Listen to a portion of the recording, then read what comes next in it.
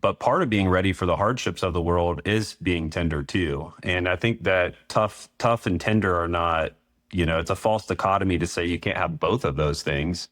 Like you can be tough when you need to be tough, and you can be tender. And the tender side of us is the side of us that can give and receive love. Welcome to 3%. We're your hosts, Jamie Haig. And I'm Blake Roberts. We're two best friends, fathers, husbands, and just two guys trying to figure it out.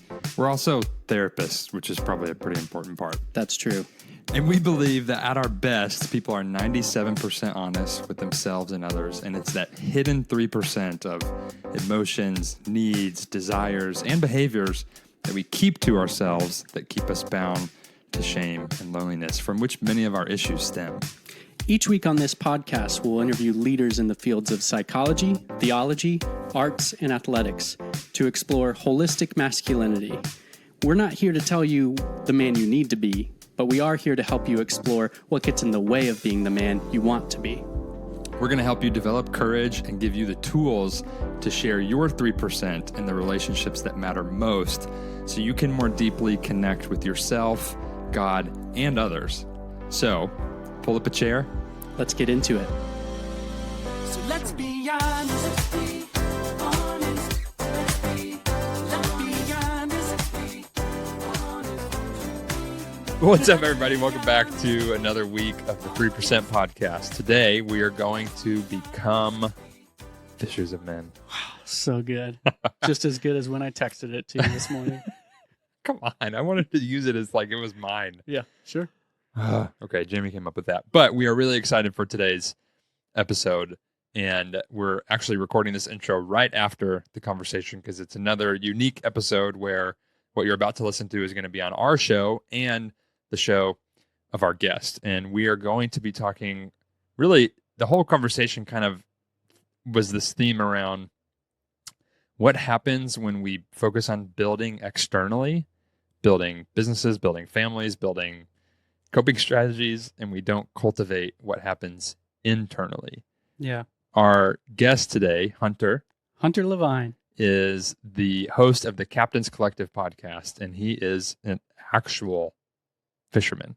Actual fisherman, outdoorsman, Like quintessential outdoorsman. man of the woods. Yes, and he even has a mustache. He has a great mustache. Jamie is left out yet again in this episode. Sorry. At some point. One day. Maybe I will get there. Hunter reached out to us and wanted to do this, and I had so much fun because if you've listened to our show for a while, you know that we are trying to offer something a little different than what traditional masculine spaces offer. And not that traditional masculinity and the virtues of that are inherently bad. We are just offering something a little different. So the fact that somebody in a traditionally masculine space in the fishing, hunting world reached out to us and wanted to have a conversation was super exciting. And it turned out to be such a perfect fit. Yeah, we connect so well. So what we tried to do in this conversation is offer a bridge. So if we are on one end of the island in this therapy, self-help world, and Hunter is in the outdoors world, we are offering a bridge between the two where our audience can learn if you have an easier time maybe embracing the tender parts of you or of life, and maybe you've been burned or you have your own judgments about some of these traditionally masculine spaces. He so eloquently and beautifully lays out what we might be missing, what growth opportunities or even just like experiences with ourselves and with other people we can miss if we just write off some of these spaces as a whole. Well said. And then on the contrary, we try to do the same and offer his audience what they might be missing when they write off the emotional world and just focus on grit. Grit is a word that comes up a lot in this conversation. Sure does. And we even kind of reframe it. And I had so much fun. It was such a good conversation. Very, the social engagement system was firing. Yeah. So whether you consider yourself an outdoors person or not, whether you're man or a woman, like this episode is going to be very rich if you want to focus on what does it look like to cultivate my internal life in the midst of building all of these things externally, and how do I move from a place of like trying to conquer, whether it's this activity like fishing, or perform, and how do I do the opposite of that, integrate the two. Yeah. What does it look like to be strong and tender? There it is. Yeah. Chicken tender. grab your ranch and your barbecue sauce and buckle up as we talk about toughness and chicken tenders. We'll see you in the episode. I'm really excited to talk to you, Hunter. I know Jamie is too. This is a unique episode for us to do where we get to share this on both of our platforms. And I'm really excited and anticipating how it will impact both of our listeners and be sort of a bridge of these two spaces, which we'll talk about. I would love if you shared a little bit more, or maybe just shared again what you were sharing with us right before we hit record, because I think, and then we can do the same, like laying the foundation of why you even do what you do and where your heart is coming alive right now makes then what we'll talk about of how to bridge the two that much more impact. Yeah, I'm excited. When I was a kid growing up in Florida, my dad was a fish and wildlife officer, and he spent all his time in the woods and water. And a lot of my memories as a kid, I was in ponds with my dad or fishing with my dad, running around the woods with my dad. And he became a charter fishing captain. And about 9 years ago, I just wanted to meet more fishing captains and meet people who I could learn from and hear their stories. And so I started a podcast with no intent on anything more than just my own curiosity and wanting to meet people. And that grew into a business in and of itself. And I have a job now that my entire childhood I would look at and be like, that's the coolest job in the world. You get to fish and take people fishing. And I do hosted travel. I do a podcast and also do a little bit of other types of outdoor media.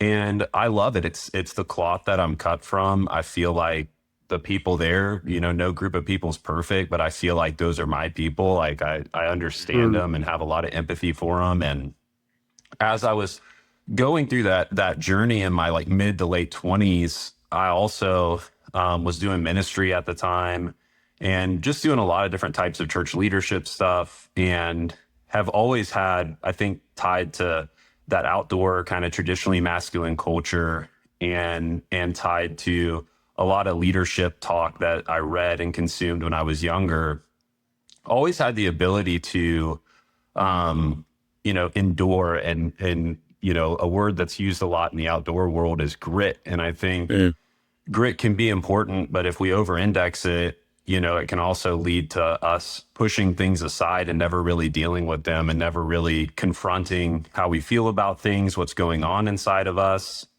And so in my story, without disclosing too much in my story, that resulted in me about 2 years ago, effectively, almost blowing my life up. And there were just so many things that were left unaddressed and so many things that I had pushed aside and not been honest with myself about, not been honest with other people about.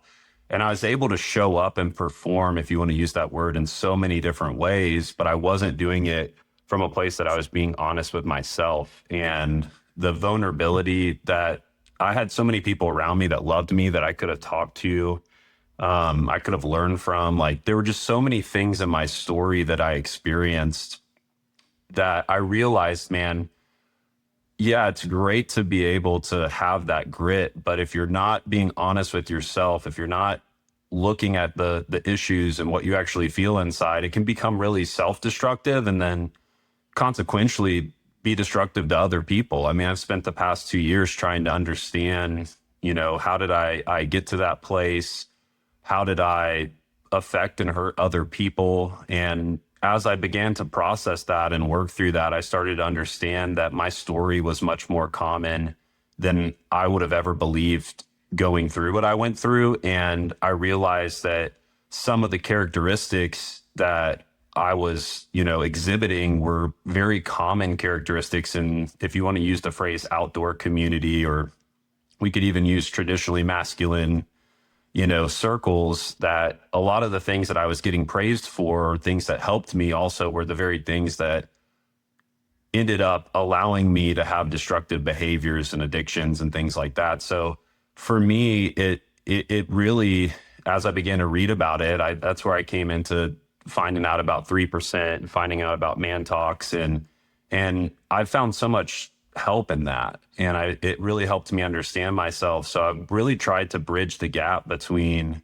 the outdoors and understanding ourselves. And a lot of outdoor content, if you go watch a fishing television show or listen to a fishing podcast, or fishing used to be this really like philosophical place where all these great thinkers would go, and they'd go down to the river and they'd write these like amazing books. And then fishing has lost some of its vulnerability, or humanness, about like what does nature help us understand about ourselves, and how do we experience nature in a way that helps us grow and mature and become better versions of ourselves. And really a lot of outdoor media is like all about the pursuit. And here's Hunter, he wants to catch a permit. Will he catch the permit? It doesn't look like it. Oh, he does. Tune in next week. And I just really felt like there was a vacuum in my life and a vacuum in what I was doing, that I wanted to push a little bit deeper into like understanding what lessons could we learn from nature. And then there's some things that inherently, you're not just going to automatically learn from time outdoors, so that's a big part of how, I guess, we our two worlds collided, just to talk about some of those differences, and some of the things that maybe we can learn from each other. Oh, I love this. This is going to be so good. It's awesome. And as I'm hearing you talk about all this, I'm realizing like we don't come from the outdoor spaces that you do. And yet so many of the things that you're saying are totally an overlap. Like maybe I'll speak for myself. Grit did not come in the external form of like these sort of outdoor spaces or these traditionally masculine things, but certainly grit became a way of trying to conquer or pursue. Maybe it wasn't hunting or fishing, but it was like other things in life, which then led to, as you were alluding to, a suppression of my internal world and my feelings and my shame and anger and hurt and fear and identity and all that stuff, that then led to addiction. For me, pornography and sexual addiction, which is where we ended up meeting in 12-step recovery. Yeah. And now, like, so much of what you were saying is so, I feel like, aligned with our journey. It just looks different. And why I'm particularly excited about this is because when we had the experience it sounded like you had, which is I've been in this space and then I've realized some of the, I guess you could say, pitfalls or something, and how those affected me, but I still really care about this space. And so now I want to create something for my people that helps them not experience what I did, or at least maybe get out of that if they're having a similar experience. Like, that's exactly what we are doing. And why I'm really excited about this is because when we started creating 3% in our world of the therapy, I guess you could call it like the self-help world. Yeah. Personal growth for men, a lot of what we saw was these sort of hyper traditional masculine language or like way of engaging with yourself, which for some people is helpful. For us, it wasn't. But we were like, but we still care about this space. And so maybe we can create something for our people that can help them for where they're at. And that's why I'm like, I keep saying I'm excited, but like, you engaging with your content is you're in this traditionally masculine space and doing it in such a different way. Whereas a lot of the stuff we would have encountered in the spaces that you're in, we would be like resistant to, or, well, I think even one of the things that we say in the introduction to our show every week is, we're not telling you the man you need to be. We're helping you explore what gets in the way of being the man you want to be. What's cool about talking to you is, and I would say in some ways we talk to other guys who are in a different space than us in their personal lives, but like vocationally, your whole world is in this outdoor space. And it's so unique because it gives us the opportunity to go, we don't want to change that about you. We don't want to change that about any of the guys who like that's where their heart comes alive. We actually want to celebrate that. And we just want to ask what gets in the way that's in the space you're in, what gets in the way of being the man you want to be when you're not necessarily out, or even when you are outdoors. Are you the person that you value? Are you congruent with what you value? When you're at home and you're not outdoors, are you who you want to be? Are you who you value? And I think it's great to just be able to have a conversation where it's not people who sound like us going like, this is who, we're not saying we are who you need to be, but we're talking to a lot of people who sound like us. So it's really cool. And I also have just to name, I have a deep heart for the outdoor community. I was a crew leader at a tree service for like almost 7 years. And there's such a rich community of mostly men, some incredibly resilient women, but mostly men in that arborist community who I think would fit the mold of similar folks to who you're talking about. And yeah, I want them to find the freedom that it sounds like you've been pursuing too. Like the yes and of all of this can be who I am. And maybe let's take a step back and redefine like, what does grit mean? We're all using it. We're all shouting it from the rooftops that it's important. What do we mean when we say grit? And why does it only apply to, it makes me think of what a therapist named Dan Allender said on our show, that it's much easier for men to bring their bodies into a space of harm than it is to bring their hearts into the arena of harm. And so what does it actually mean to have grit? Is it only a physical manifestation? Or is there a grit that can also exist when it's, I'm bringing my whole person into a space of growth, and I need the same resiliency that I have been determined to build physically. I need that same resiliency in my emotional world to show up in the way that I value, in the way that's congruent for me. I'm curious, before we go further, and feel free to answer as, without disclosing more than you're comfortable.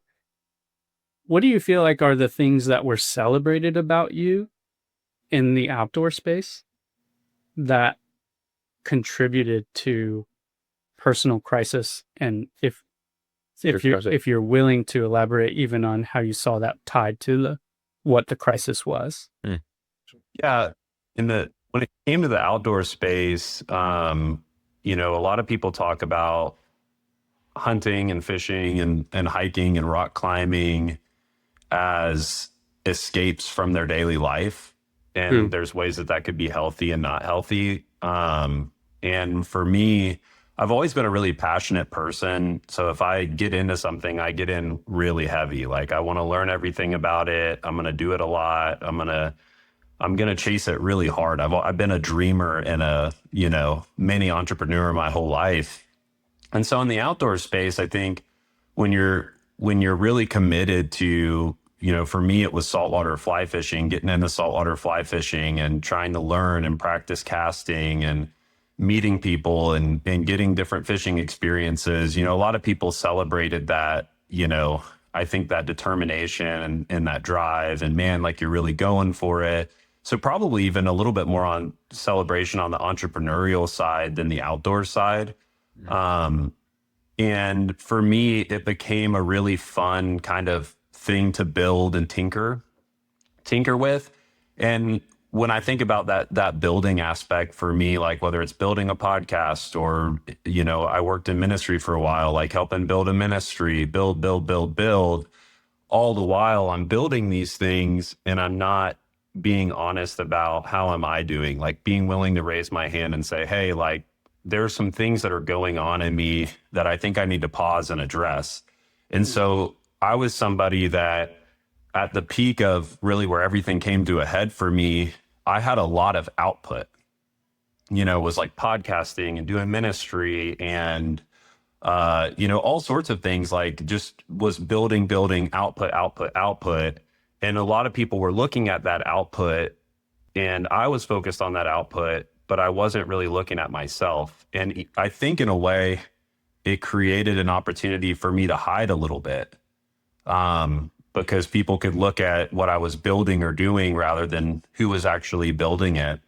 And it allowed me to not sit with some things that I was feeling and wrestling with and saying, why do I still feel like I'm not doing enough? Why do I still not feel love? So for me, I had all of these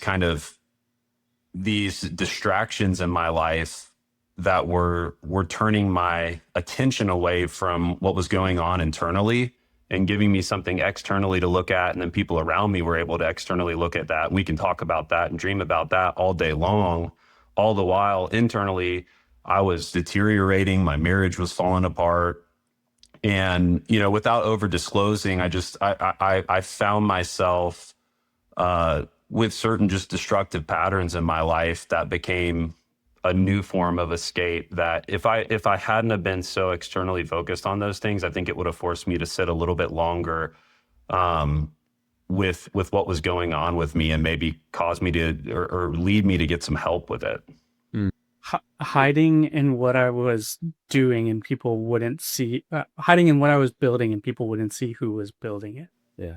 Ooh, that took me out. That's a bar. Yeah, you're talking about, I feel like I'm in this place actually, in some ways.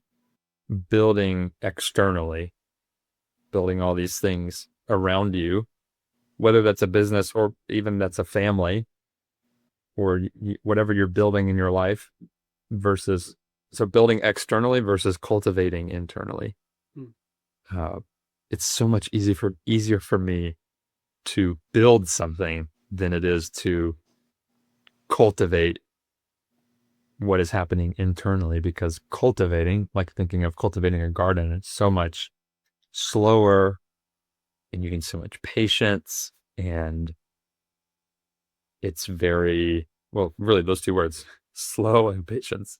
And like so much outside of your control has to do with the success of the cultivation, and that's just so much harder for me. So it's easier for me to focus on building the things that I think I have the illusion of control over, whether that's something in my business or aspects of my life, than to, because it's like forward facing, like building and growing, and to do the opposite, to turn inward, to really look at myself in the mirror.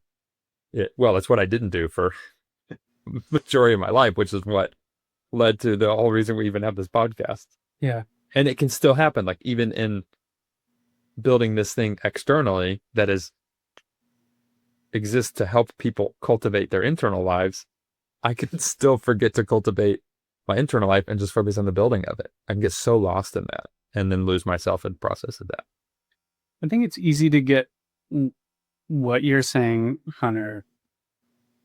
We had this guy on our show named Chuck DeGroat, and he said even in the healing, or what he called the healing from a big church trauma, he went into what in therapy we would call a hyperarousal state. Just means when your nervous system is activated and you're in fight or flight. And so, which, by the way, just to add, most men aren't even aware that they're in a hyper aroused state. Yeah, hyper or hypo. I think most men other people will notice and not celebrate when men are in hypo. And hypo looks like depression. Mm-hmm. So men often get praised for being in hyper, which is what you're naming. If I'm doing, and I'm doing, and I'm doing, and I'm doing, it feels like people are praising me, but what they're praising is my hyperfunctionality. I'm deeply externally capable while internally eroding. Mm-hmm. And that's because my nervous system believes that has equated safety to doing. and my doing keeps getting reinforced with positive reinforcement. So then my nervous system believes it's correct without ever stopping to assess whether this is sustainable. That inevitably has to lead somewhere. It either leads to hypoarousal, which I would describe as a calling to deep rest. The hypo is like, you may feel depressed, but that's because you're being called into a deep rest from your hyperfunction. Or it leads to ways to disconnect, dissociate from the bodily experience of hyperarousal, addiction, or even more and different hyperarousal building. Like if we're building, and that one ceases to get us enough of the reinforcement we need, we'll check on something else. Let's build an additional thing to get the reinforcement we need. And then, like you're saying, I think in many spaces people call that grit, or like, boy, look at how capable you are. Strong work ethic. Yeah, look how resilient you are. And to slow down, to consider what that's doing to you, I think in a lot of circles gets equated to weakness. Yeah, when I look at what I was going through, I think there's a grit. It's easy to identify in people the grit of, wow, your schedule's really busy and you're still editing a podcast, or Right. I've seen you fish 10 hours and then drive 5 hours and then fish 10 hours again. Like, I can look at it and see it and say, wow, that's grit. But when I look back at my story, the grit was lacking in my grit. Hey, you need to have this conversation with your wife. No, I think I'm going to avoid it. I'm going to push it down. Like, the grit wasn't going everywhere that it needed to go to, So for me, I think like there's a sense in which it's easy to have a grit for some people, at least people wired like me. It's a lot easier for me to have a grit when it comes to like building something, or, physical grit in the outdoor space if you're doing something that's physically demanding, and then having a grit that translates into how you parent, how you manage your relationships in your marriage. And that's the grit I think that's missing in the space that I'm in, is the grit to sit in a hard conversation with your spouse, or the grit to, parent. I mean, we were talking about kids earlier. Like, it's much easier for me to do something physical in the outdoor space than it is for me sometimes just to show up and parent my kids the way that they need me to be, or to give them the attention that they need from me. So I think that's a huge part of it. Yeah. I was just looking up while you were talking, how are we actually defining grit? Like, what's a good definition of it? And I like this, because before I read this, I'll say, well, you said it, Hunter. Grit is helpful unless it's over-indexed. I love how you said that. And we're thinking, when I think of grit, I think about it as we're talking about performance related, be it interests I have, working out, all these kind of anything other than like emotional or relational subjects. Anything other than that, I think of grit. Right.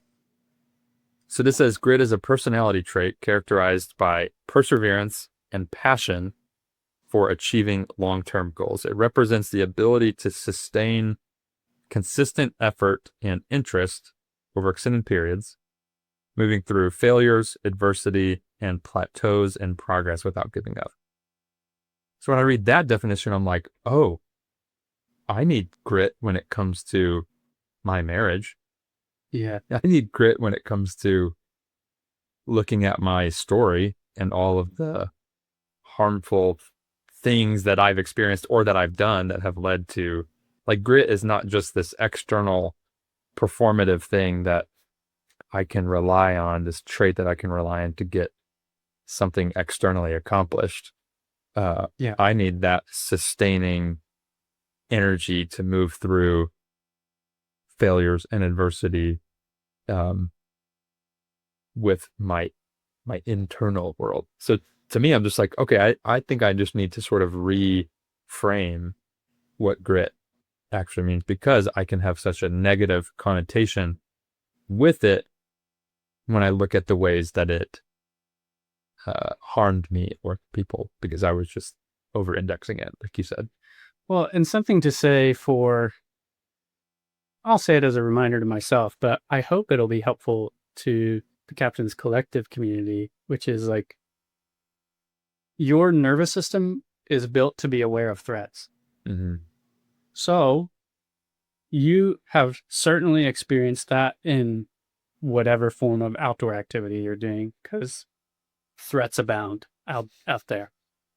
But I think what is hard to recognize is that when you are stepping into the space of a hard conversation with your spouse, your body is equally aware of that threat. And out in the outdoors, you may have the skills necessary to meet that threat. And at home, you may feel like a failure because you don't have the skills necessary to keep your nervous system safe. And so Why? maybe you never learned them. Like, maybe nobody ever tried to teach them to you. Maybe the people who could have taught them to you never were taught them themselves.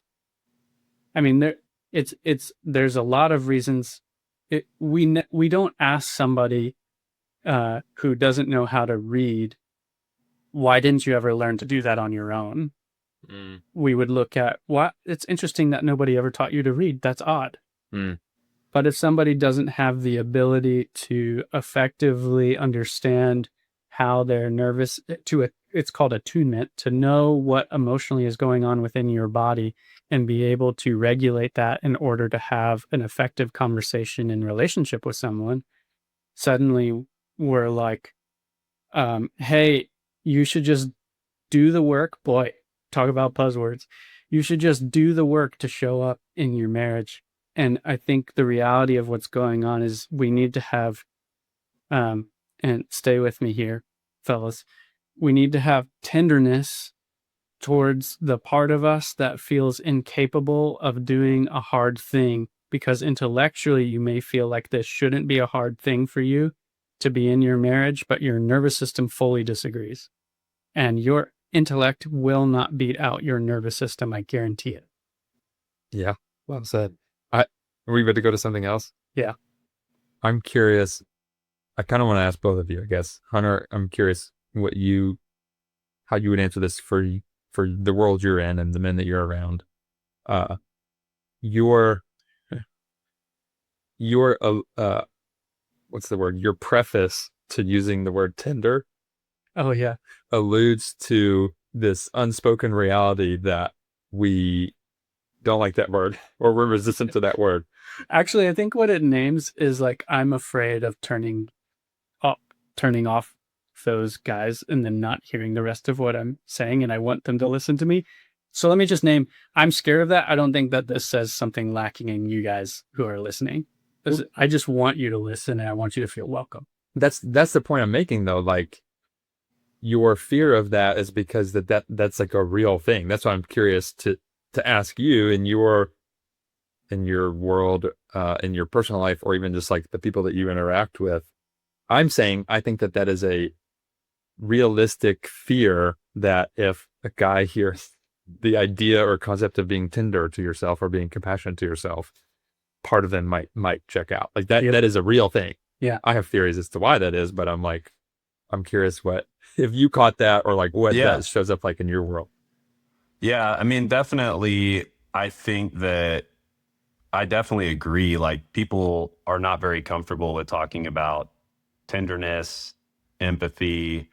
I think a lot of men, when I'll just use this example, I think about a lot of men who are raising their kids in the outdoors.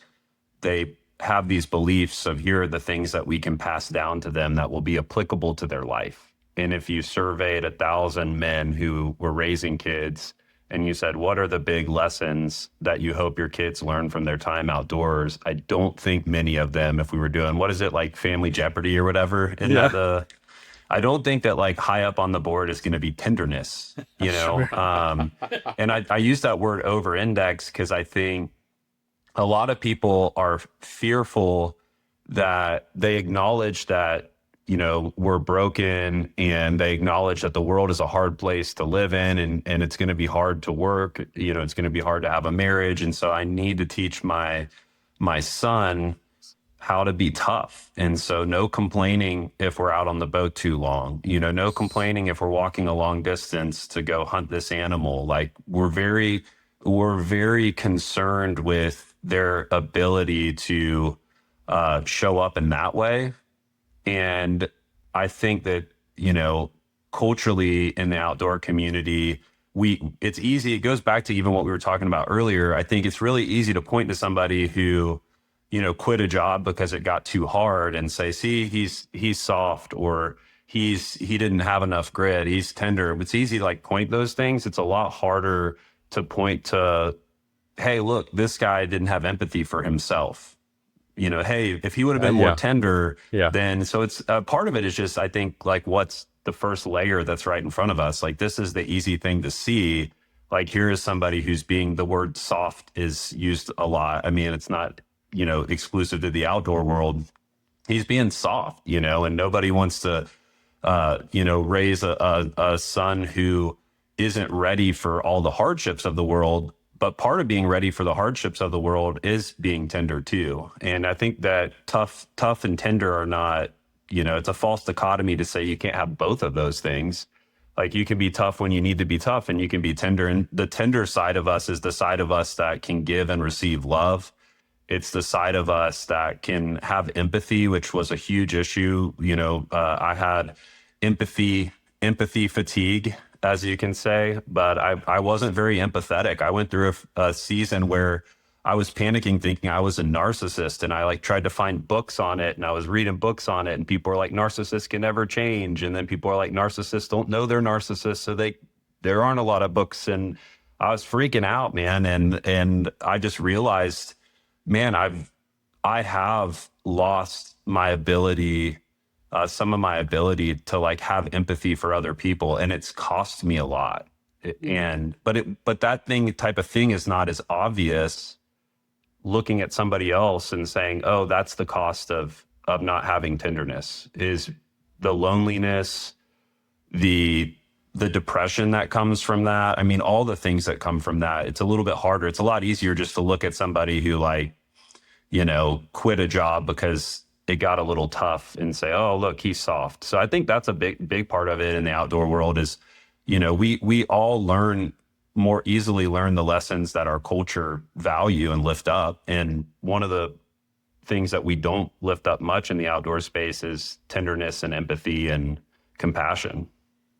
This is so juicy. I think that's across all spaces too. Totally. I'm so glad. I kind of wish we started with this part, because I'm like, this is the antithesis to me of this whole conversation. The antithesis? Yeah. Is that the right word? It's like the opposite. What does antithesis mean? Opposite.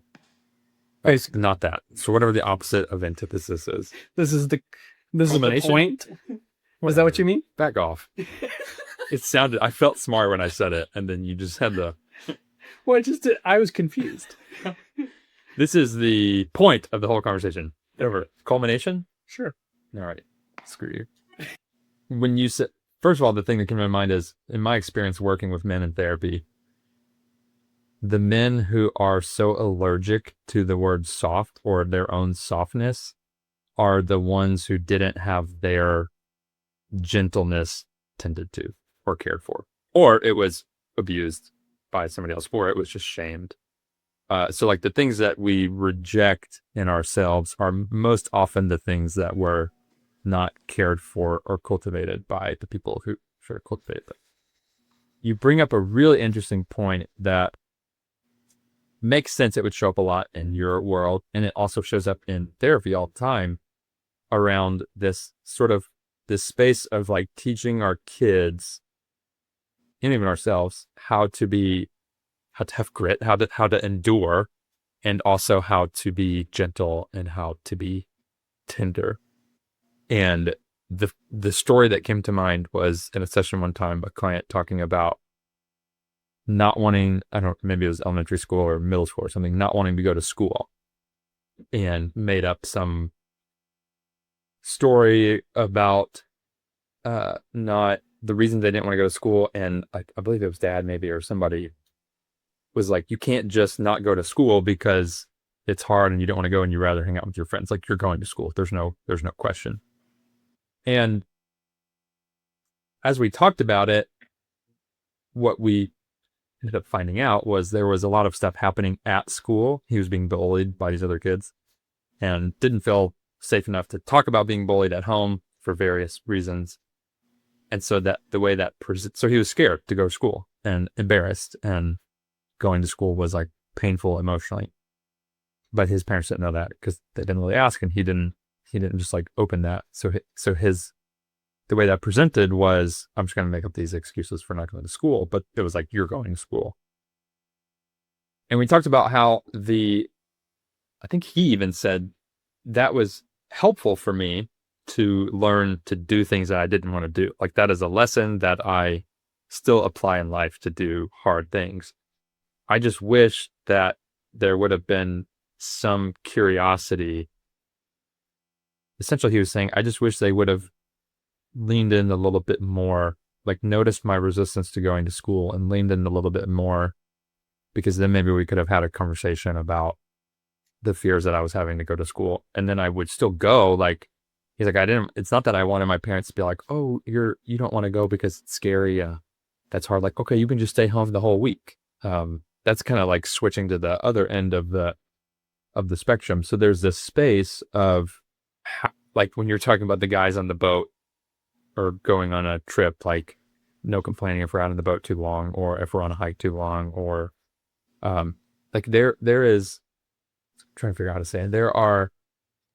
That's an area where I need to grow. I feel more confident in my ability to be tender. Like, I have 2 girls, so it's a bit easier, I guess. I feel very confident in my ability to be tender to my girls' emotions and their fears, and kind of meeting them where they're at because of what I do, obviously.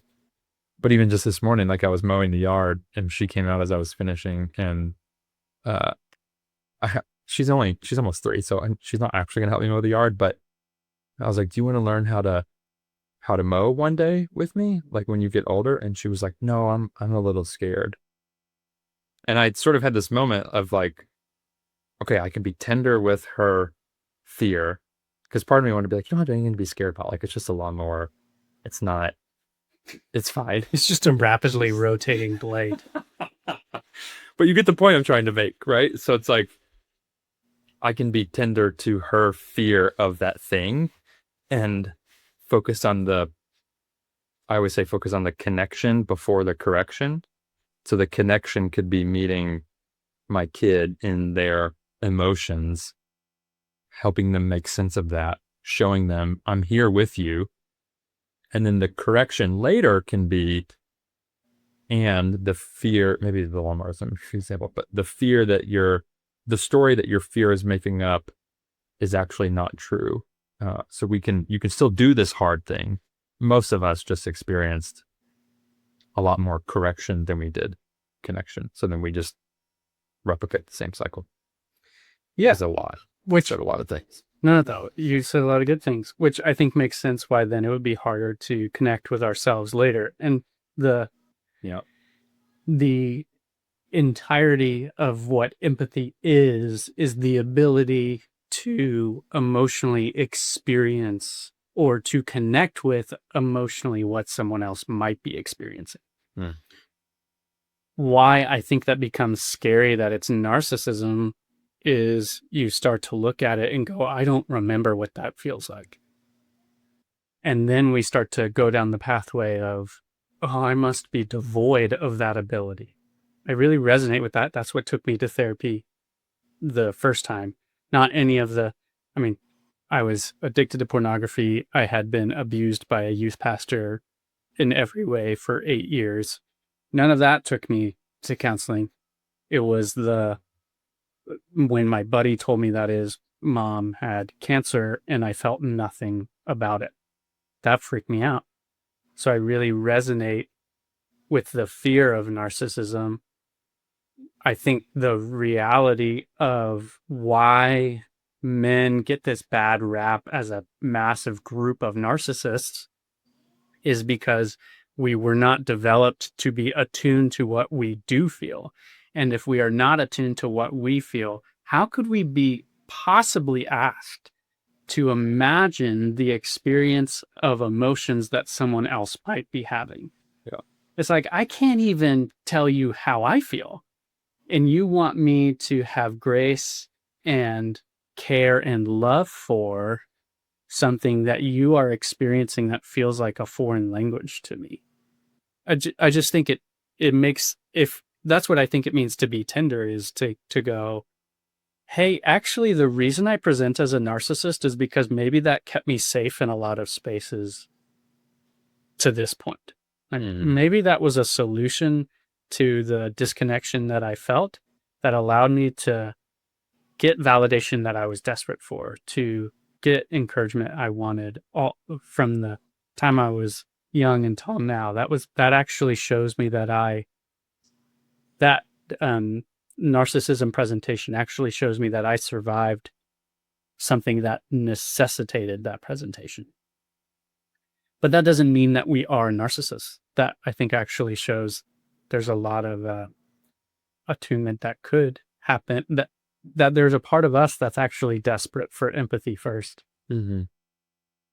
Yeah, I had to work through, in my journey, I had to work through, when you are taking a part of your life and you're compartmentalizing it and you're pushing away the feelings and you're pushing away the feelings, eventually, if you're lucky, you have to deal with everything that you pushed away. And so when I was working through that, I realized that there was a progression to get me there. Like, gaslighting's a huge phrase now, but a lot of times when it comes to lying, you like omit something and then you end up fabricating something. And so you're lying, saying you did.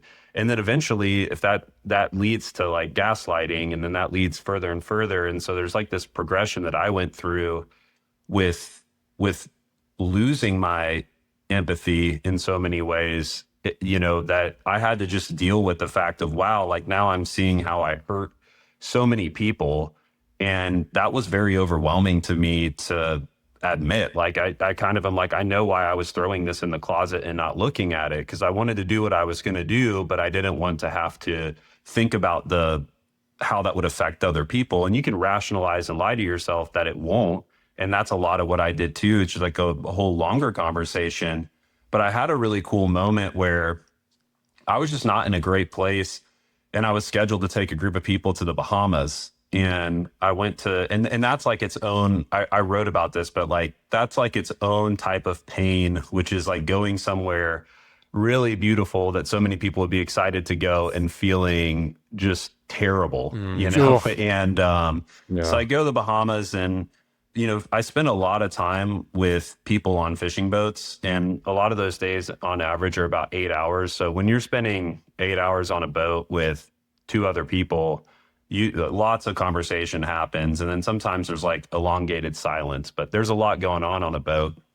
And so we're pulling the shoreline, and this particular part of the Bahamas had been decimated by a hurricane, and there was like mangroves growing back.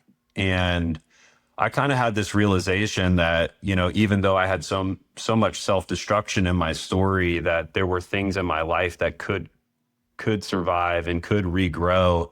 And then also a cool thing with mangroves too is that mangroves will grow back a little bit differently. Like, they're not going to grow back the exact same. And I realized that in my story that I had caused a lot of destruction, but I didn't end the process of growth and healing for me. And a lot of what I was going to experience was going to be, a long process, just the same way it was a process to get there, like a process to come back. So that's an example of something in nature where if you're paying attention, we talk about outdoors can teach us so much. Like, I learned a lot just from meditating on that. Like, nature was teaching me something about my own resilience and my own ability to regrow and heal and recover. And, so that's like just an example hearing what you're talking about that I went through.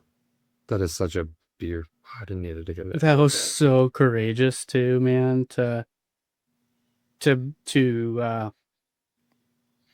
one, to tell us, but I'm just thinking of, like, you know what's in the closet, and you're looking at, like, I know I gotta open it up. And I think that's the crux that a lot of people coming to our show are at. They're like, I need to. I kind of hope that there's another option. And then there isn't. To have the courage to be able to do it shows why even that analogy stuck out to you when you were seeing in nature, is because you're like, oh, this can regrow in me too. That's such compassion and tenderness to yourself, but also such courage at the same time. To me, that's emotional grit for sure. What is a mangrove? Is it like a tree? Yeah, it's like a tree. It kind of looks like bushes. They're really popular in South Florida and the Okay. Bahamas. They're known for being really resilient, and they are, like, they protect shorelines. When you fly into somewhere like Mexico or the Bahamas and you see lots of green trees that are on the shore, that's usually going to be a form of mangrove.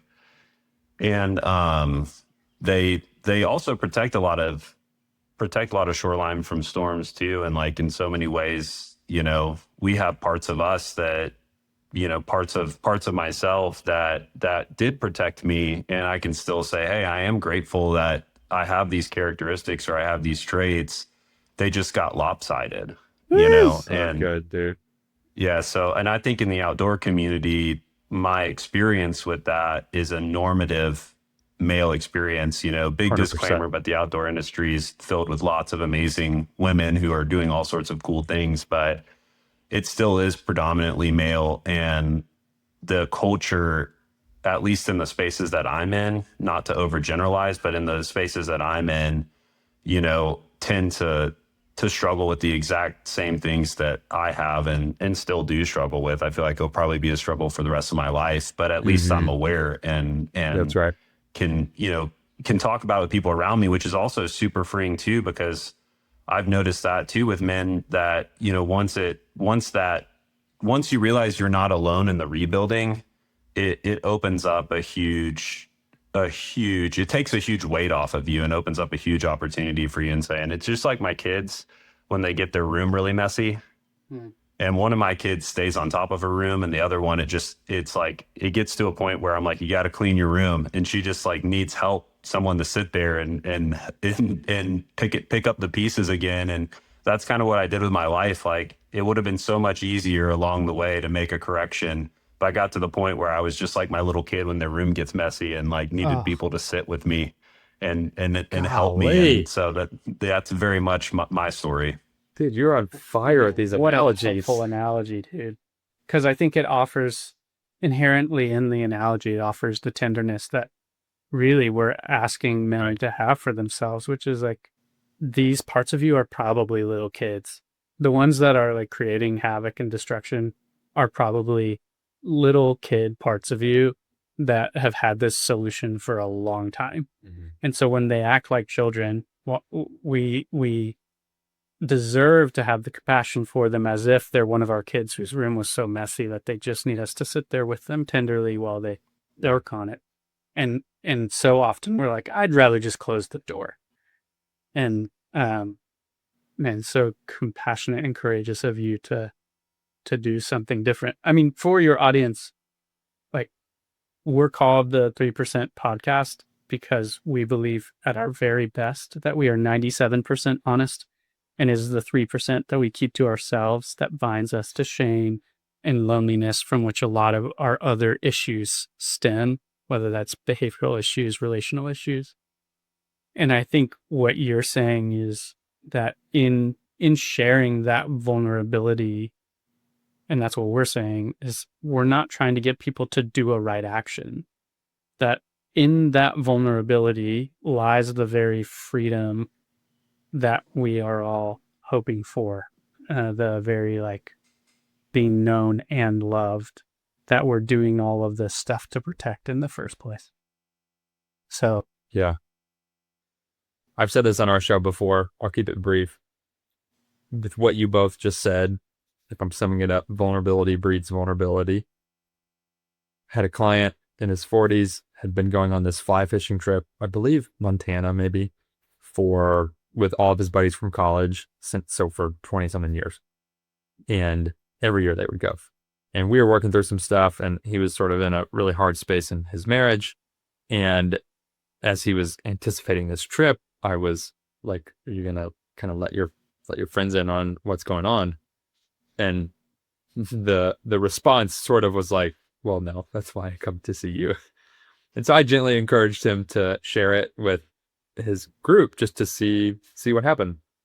And not to my surprise, but to his, he came back and he was like, it was the best trip we've ever had.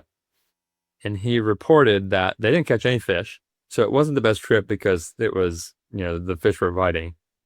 So he's sitting around the bonfire, 12 guys, let's say, and 7 of them then started vulnerably opening up about things they were going through in their life. And he was like, I think we could have gone on that trip, caught some fish, talked about Tennessee football, and left and had a good time, and none of us would have actually known where each other was at. And because then one thing I said to him is like, well, if you are struggling with something, do they know that you're struggling? And he's like, well, no.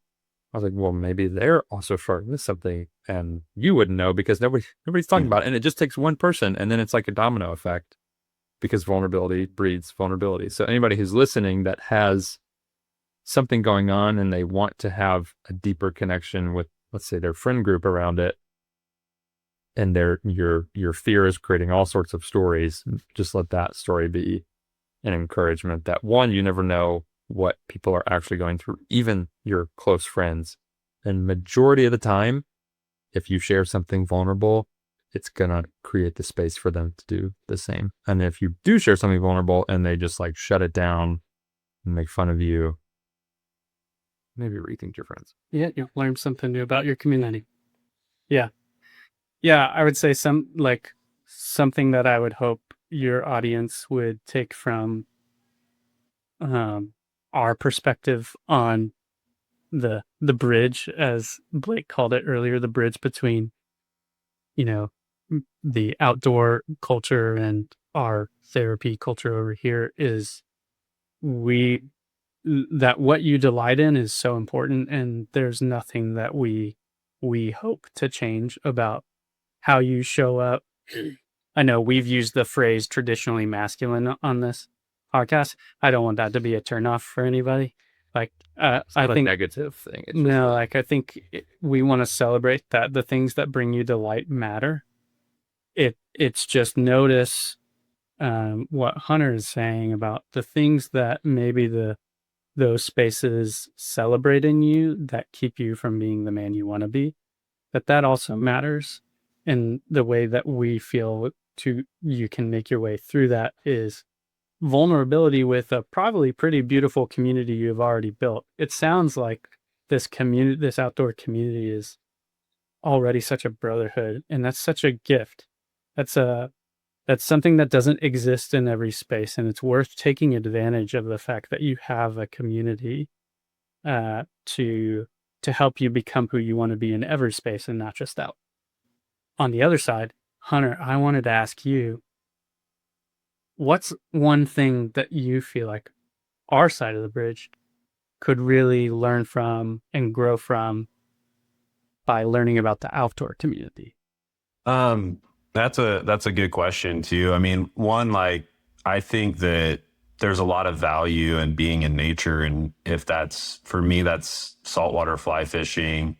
But if that's hunting, birding, walking, sitting in your backyard, it could be a lot of different things. Like, I think that in general, that we do need to spend time outside, and our very digital world is not necessarily helping with that need. There's a great book called Last Child in the Woods, and he calls it nature deficit disorder.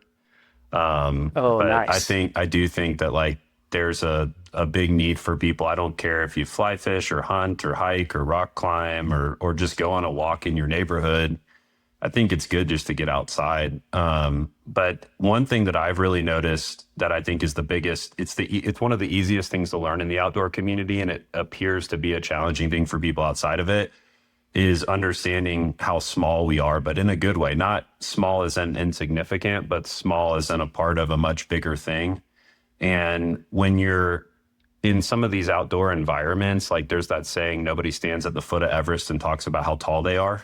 You know, it's like there's a perspective that comes with that, to realize just how much is happening around you that has nothing to do with you, and how beautiful it is. Yeah. And it has nothing to do with you. And that's actually really So healthy, I good. think, and really good for people. One of the hardest days of my life, I remember I live in Florida, and I went out to this big grass flat where redfish we call it tailing, but they're feeding in shallow water in such a way that their tails are poking out the water, and they show you where they are so you can target them. And I'm going through one of the hardest moments of my life, and I'm sitting on the boat with my dad, which is a whole nother amazing story about his transformation and the stuff that we're talking about in his own life. And he was a little ahead of me. And we're just sitting on the boat, and these fish are just tailing, and they're cruising by, and we're not even fishing for them.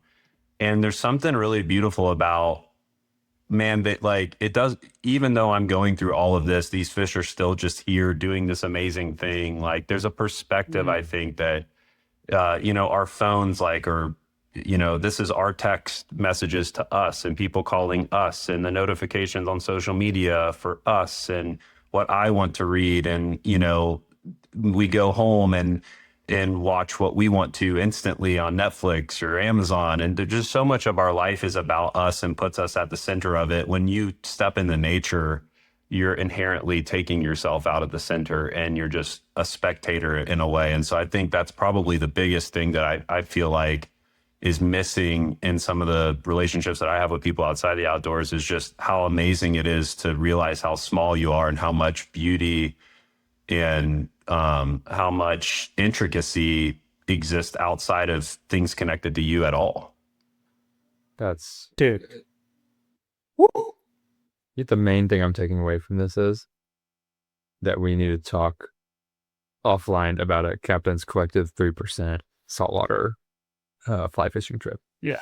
Oh, yeah, And for sure. I will say that there is a lot of, earlier I alluded to this like bigger thing, that a lot of really philosophical people were drawn towards fly fishing. And so there's like a couple eras of amazing, and there still are amazing thinkers and writers that parallel things that we learn in fly fishing, like curiosity and attention to detail and presence and all those things that are really important to go with it. But there is definitely a resurgence happening, that like there's a lot of people in the mental health space who find themselves loving fly fishing in particular.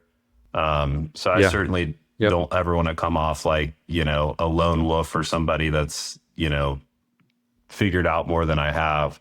But it's definitely a really great, they have all sorts of studies with how it's helped people, and like the Wounded Warrior projects and things like that. I mean, there's a lot of really great opportunity to use fly fishing as a backdrop to, a better understanding ourselves. Yeah. So yeah, I don't think that you don't come off as a lone wolf who has figured it all out. And you, even just in this initial conversation with you, I'm like, dude, you're helping change lives. Yeah, for sure. Doing it in such a unique way, and coming from such a passion, because it's coming from your own experience. And doing it in the space that you're already in is it's just so cool to see from the outside, and makes me really excited for the people that are already in your community, and the people who will find it, for the new ways that they'll find themselves through what you're doing and what you're creating. Totally. Well, thanks for the time, guys. I enjoyed it. It's a fun conversation.